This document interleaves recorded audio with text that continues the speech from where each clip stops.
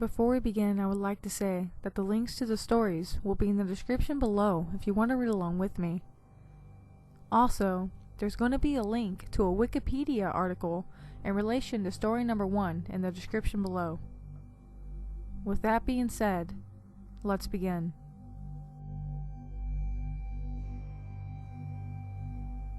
Number 1. I want to start off by saying that I'm not the world's greatest writer. So, I apologize in advance if my writing is not up to par with other stories in this sub. Anyway, enjoy. My grandmother used to work as a nurse in my hometown. She enjoyed the job and got along pretty well with her coworkers. Almost every morning, she would get herself some fresh coffee from the break room, since there was a man there who always ended up making it for everyone. One day, she was getting herself some coffee, as usual.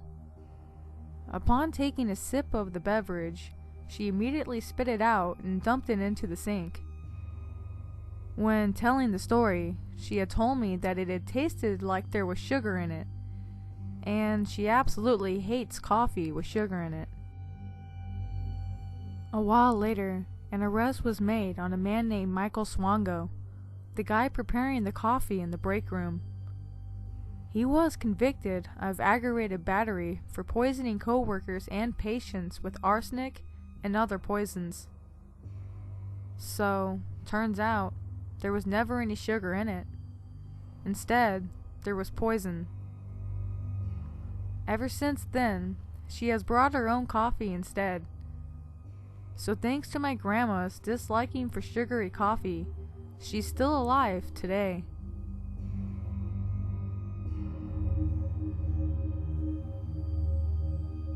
Number 2.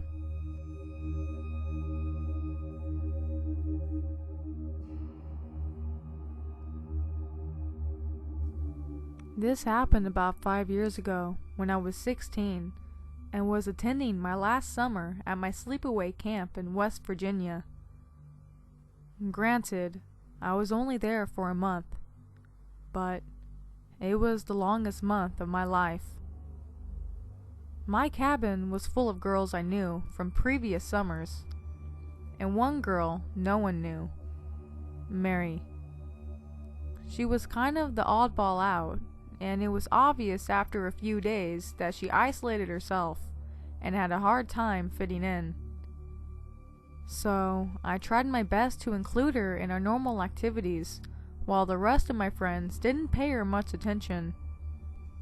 About a week later, she started clinging to me, which I figured was because she just liked me as a new friend, and I was the only one that showed her any attention.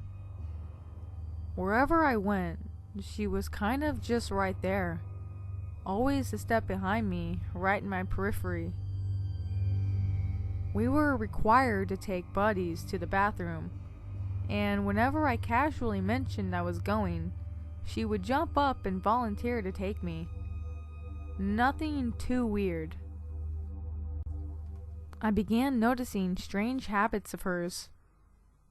Whenever we walked to an activity, she would walk next to me, and if she noticed our walking was out of sync, like my right leg went forward when her left leg did, she would skip to adjust it so we were walking the same way. Now, this sounds a little questionable, and I thought maybe I was overthinking it, until several of my friends mentioned that they were noticing this stuff happening without me saying anything. During meals, we were assigned tables, but even though she sat across the entire dining hall away from me, she never stopped watching. I would go up to the buffet and fill my plate, noticing that as I sat down, she would go up and choose the exact same foods as me, while still watching me. This happened with every activity, from art to sports. At this point, I wasn't creeped out yet. I was just a little weirded out by her tendencies. On a Tuesday, this is relevant, I was just starting to ride the horse I was newly assigned during a riding lesson. This horse was a little wild from the winter off and bucked me off, causing me to be forced to stay in the infirmary during the lesson times for the rest of the week. The following week, I watched as Mary went out of her way to request the same horse that I had fallen off of. I was kind of perplexed by this. Of course, the Tuesday of that week, I watched as she threw herself off of that horse and was also forced to stay in the infirmary alone with me. My 1 hour a day that I could escape her was now also taken away. I began to get really annoyed by her because no matter what I was doing, she was always there. We had to switch bunks midway through the session, and I was genuinely angry when she requested not only the same cabin as me, but also the bed next to mine. We both chose top bunks that were aligned on the same wall, so my feet were at her head. I started to notice even weirder things. I was writing a letter home one day and felt like I was being watched. I looked to my right and saw that Mary was sitting facing forward, but her head is cocked to the side, staring at me with a demonic smile. My stomach dropped. A couple of nights after that encounter, I woke with the same feeling of being watched. It was pitch black, but I grabbed the flashlight to go walk to the bathroom since I was already up. But nope. I turned over with my light to see Mary standing next to my bed with her head at my level, watching me sleep. I was speechless. I just figured maybe she needed someone to take her to the bathroom. I start to leave for the bathroom and she follows. I was thoroughly creeped.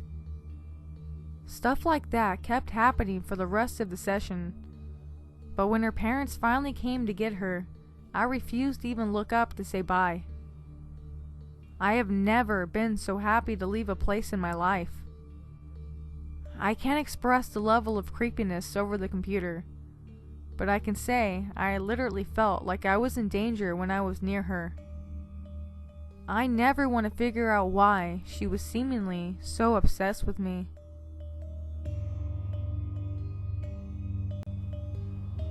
Number 3.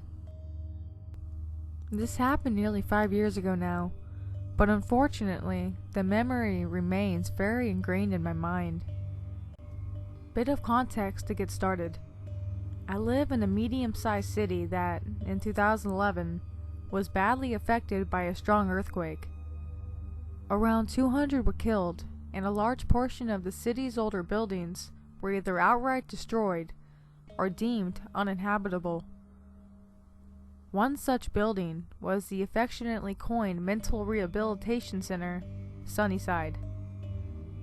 Naturally, having a significant number of mentally ill patients without a roof over their head only worsened the city's problems at this stage, and short-term solutions were desperately in need. From my understanding, hospitals with the necessary facilities took the bulk of the load, while other temporary hospices and homestays were forced to become somewhat more of a permanent fixture, even if they lacked the security that previously would have been a necessity to house these patients. I would later come to learn that one of these temporary hospices was less than a block from my house. My house, along with the majority of the houses on my street, back onto a small creek which runs through our suburb. It is relatively common for neighbors to wade down the creek to visit those who live a few houses along, or on the other embankment, and virtually none of the properties have a back fence which prevents access. So, it's about 4 weeks after the initial quake, and things are beginning to return to some sense of normality. We're still being forced to use a communal portaloo out on the road, but, in general, we're on the mend. It was a Sunday night, and I had gone to bed early because tomorrow was going to be my first day back at work in almost a month. At some point in the night, I later found out it was around 1:30 a.m., I began to stir as I realized the soft laughter I was hearing in my dreams was actually a physical, real-life laugh. It was faint, childlike almost, a giggle. Sitting up in my dreary state, I assumed my brother had left the television on in the lounge. So, dragging myself out of bed, I staggered down the hallway to switch it off. However, as I approached the living room, I soon realized that the laughter isn't increasing in volume, and upon reaching the room, I confirmed that indeed, there is no TV or radio producing any sound. Suddenly, feeling a bit foolish, I make my way towards my room, where I hear no further giggling. Passing it off as my sleep-deprived brain playing tricks on me, I get back into bed and soon fall asleep. An hour later, I was again stirred awake, this time by the soft plucking of my steel-string guitar, which I keep in my office at the other end of the hall. No certain melody, just random touches. Feeling very frustrated at this point for being woken twice in one night, I immediately fling myself out of bed, determined to find the source of these irritating noises. Before I even make it 2 steps towards the door, the noise comes to an abrupt halt, and I realize that it too was coming from my room. More perplexed than angry at this point, I whirl around to see what could possibly be producing this noise, and all at once I feel like the wind has been knocked out of me. Sitting in the corner of my room, cross-legged, on a puddle of wet carpet, is a large, shaggy man, wearing silk clothes and holding my guitar. A million simultaneous thoughts go through my mind at this instant. The obvious what the fuck, who the fuck, and how the fuck were very prevalent, but also more bizarre thought processes like, God, it annoys me when people touch my guitar without asking. All logical thought seemed to come to a complete standstill at that point, and for whatever reason, some deep-seated social cue came roaring to life, and my mouth sputtered out the words, Would you like a cup of tea? Because, obviously the first thing you do when someone comes to your house is offer them a cup of tea, right? The man seems pleased with this interaction, and he perks up and nods brightly. Finally, the rational part of my brain awakens from its coma, and I turn and sprint from the room, slamming it shut behind me. I scream for my brother to call the police while holding on to the door handle with all of my might, dreading the desperate struggle that was sure to happen. There's a man in my fucking room. He comes running, and once he sees the look of terror on my face, he does not waste time in making the call.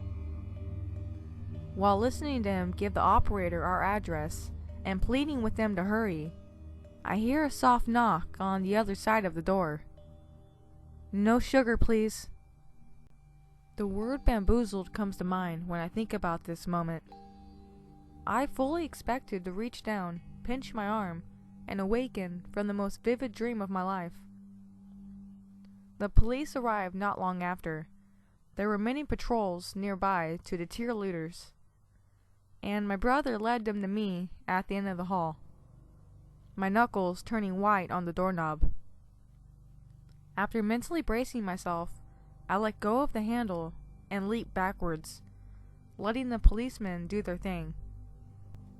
They rushed into the room, tasers drawn, shouting at this home invader to show himself. Their aggression was short-lived, however, and I was still close enough to see why.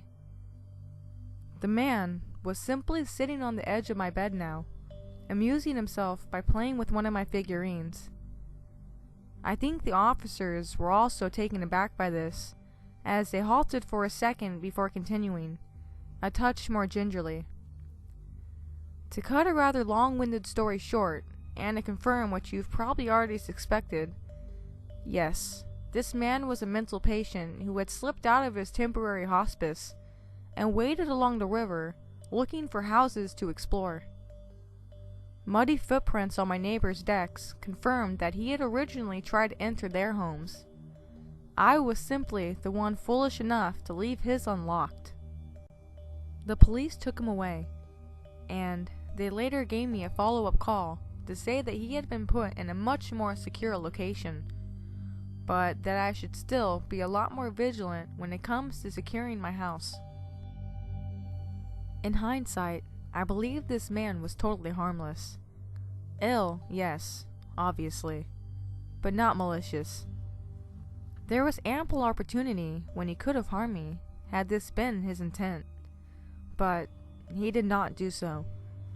He simply took my unlocked door as an invitation to come in. I did not press charges, as I did not want to damage the life of an already damaged person. The incident left me pretty shaken up, excuse the earthquake pun, for quite some time, and I still struggle falling asleep sometimes. But, for the most part, I have moved on. There is one thing I have not been able to let go of, however. I believe this one detail has left a permanent scar on my psyche. As the policemen were leading the man from my house, he uttered a short giggle, the same one I had heard when I awoken originally. The man couldn't find me under his bed.